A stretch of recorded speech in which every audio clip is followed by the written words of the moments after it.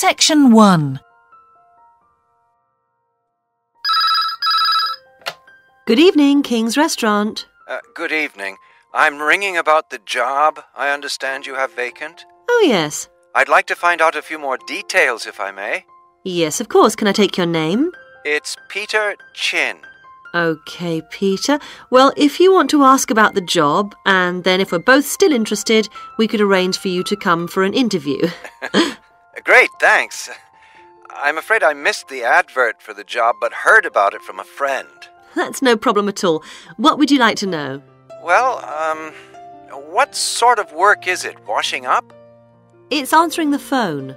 Oh, right, fine. And not waiting at table.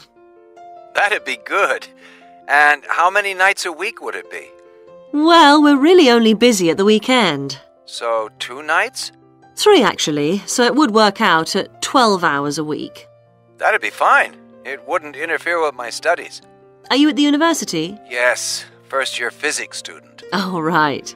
And because I'm not an EU national, would I need a work permit? Yes, you would. Just get your tutor to sign it. That wouldn't be a problem if I were to get the job. Where exactly is the restaurant? Well, we have 2 branches. The one we're recruiting for is in Hillsdon Road. I don't know that. How do you spell it, please? It's HILLSDUNNE Road. Got that. Thanks. Is it near a bus stop? Yes, the nearest one would probably be just beside the library. Oh, yes, I know it. That'd be fine for me. And could I ask about the pay? We're offering £4.45 an hour. That's very good. My last job was £3.95 an hour. We feel it's pretty good, and we also offer some good fringe benefits. Really? Well, we give you a free dinner, so you eat well. Right. Better than hostel food. We certainly hope so. And we also offer extra pay for working on national holidays. Oh, that's a really good perk, isn't it? Yes, we think so. And then because of the difficulties of getting public transport, if you're working after 11 o'clock, we drive you home. Oh, that's good to know. Well, we'd certainly be interested in inviting you for an interview, if you're still interested. Oh, yes, certainly. Could I just also ask what qualities you're looking for? Well, for this particular job, we want a clear voice, which you obviously do have. Thanks. And you must be able to think quickly, you know. Well, I hope I... So, when could you come in for an interview? We're actually quite quiet tonight. Sorry, I couldn't come tonight. Or tomorrow, I'm afraid. Thursday's okay. That'd be 22nd of October. Fine. After 5 p.m? Yes, fine. Would 6 o'clock be okay? Perfect. And could you bring along the names of 2 referees? Yes, that's fine. No problem. Good. I look forward to seeing you. Oh, by the way, who should I ask for? Oh, yes, of course. Sorry. My name is Samira Manuja. Can you spell that, please? Manuja. Okay. I've got that. Thanks very much. Look forward to seeing you later on, then. Section 2. Now we go to Jane, who is going to tell us about what's happening in town this weekend. Right, thanks, Andrew. And now on to what's new. And do we really need yet another sports shop in Bradcaster? Well, most of you probably know Sports World, the branch of a Danish sports goods company that opened a few years ago. It's attracted a lot of custom, and so the company has now decided to open another branch in the area. It's going to be in the shopping centre to the west of Bradcaster. So that will be good news for all of you who found the original shop in the north of the town hard to get to. I was invited to a special preview, and I can promise you, this is the ultimate in sports retailing.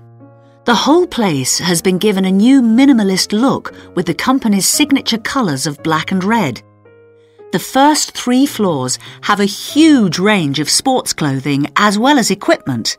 And on the top floor, there's a cafe and a book and DVD section. You'll find all the well-known names, as well as some less well-known ones. If they haven't got exactly what you want in stock, they promise to get it for you in 10 days, unlike the other store where it can take up to 14 days. They cover all the major sports, including football, tennis and swimming. But they particularly focus on running, and they claim to have the widest range of equipment in the country. As well as that, a whole section of the third floor is devoted to sports bags, including the latest designs from the States. If you can't find what you want here, it doesn't exist. The shop will be open from 9 a.m. this Saturday, and if you go along to the opening, then you'll have the chance to meet the national 400 metres running champion Paul King, who's coming along to open the shop. And he will be staying around until about midday to chat to any fans who want to meet him and sign autographs. Then there will be a whole range of special attractions all weekend. There will be free tickets for local sporting events for the first 50 customers, and also a special competition open to all.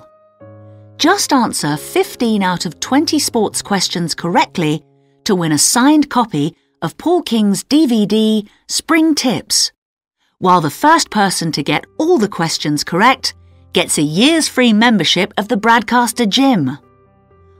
All entrants will receive a special sports calendar with details of all Broadcaster fixtures in the coming year. One of the special opening offers is a fitness test, a complete review of your cardiac fitness and muscle tone, actually done in the shop by qualified staff. This would normally cost £30, but is available at half price for this month only. There are only a limited number of places available for this, so to make a booking, phone 560-341. In addition, if you open an account, you get lots more special offers, including the chance to try out equipment at special open evenings. Section 3. Before we start, Spiros and Hiroko, thanks for coming in today to talk about your recent study experiences. And congratulations to you both in doing so well in your first semester exams. Thank you. I'd like to discuss with you the value of the English for Academic Purposes course you did here last year before starting your university course. Spiros, if I could start with you, what parts of the program have now proved to be particularly valuable to you? I think that having to do a seminar presentation really helped me. For example, a couple of weeks ago in our marketing subject, when it was my turn to give a presentation, I felt quite confident. Of course, I was still nervous, but because I had done one before, I knew what to expect. Also, I know I was well prepared, and I had practiced my timing. In fact, I think that in relation to some of the other people in my group, I did quite a good job, because my overall style was quite professional. What about you, Hiroko? That's interesting. In my group, I was really surprised by the way the students did their presentations. They just read their notes aloud. Can you believe that? They didn't worry about their presentation style or keeping eye contact with their audience. And I remember that these things were really stressed to us in the course here. So, how did you approach your presentation, Hiroko? Well, to speak frankly, I read my notes too. At the time, it was a relief to do it this way, but actually when I had finished, I didn't feel any real sense of satisfaction. I didn't feel positive about the experience at all. That's a pity.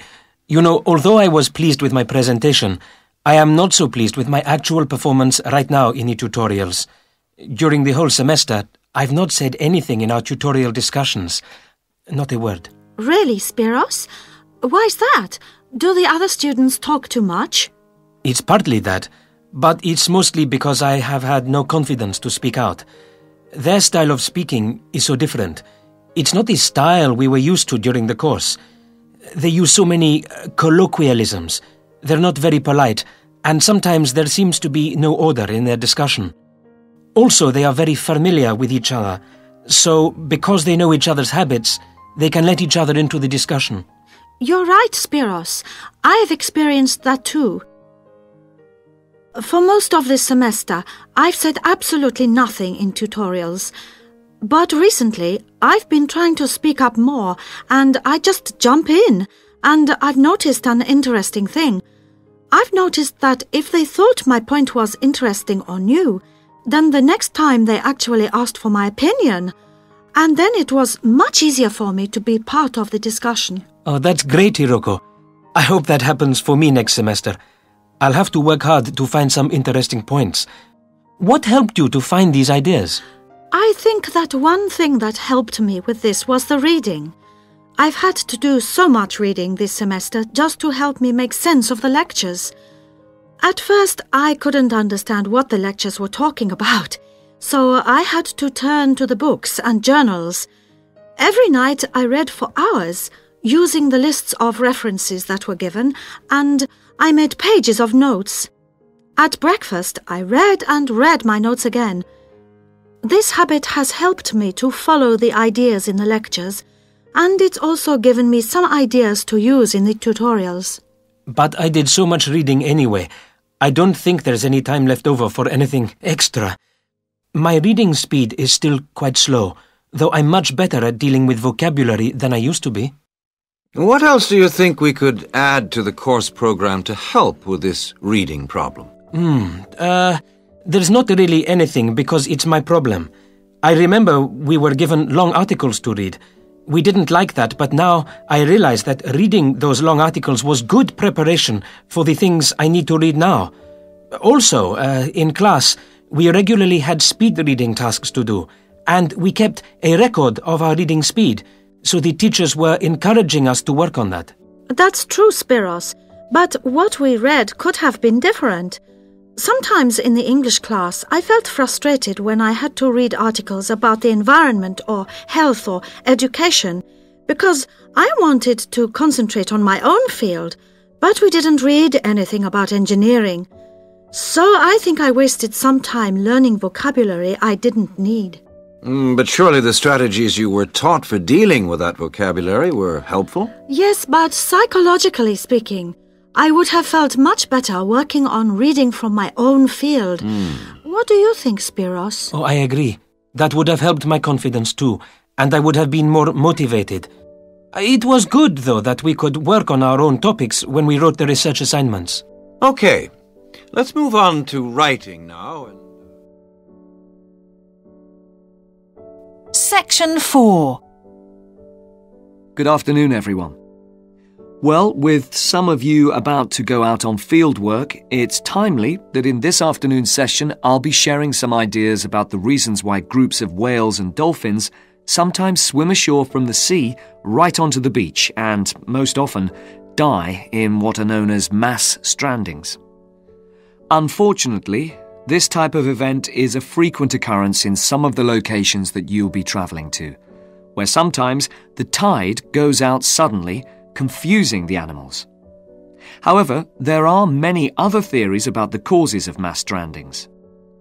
The first is that the behaviour is linked to parasites. It's often found that stranded animals were infested with large numbers of parasites. For instance, a type of worm is commonly found in the ears of dead whales. Since marine animals rely heavily on their hearing to navigate, this type of infestation has the potential to be very harmful. Another theory is related to toxins or poisons. These have also been found to contribute to the death of many marine animals.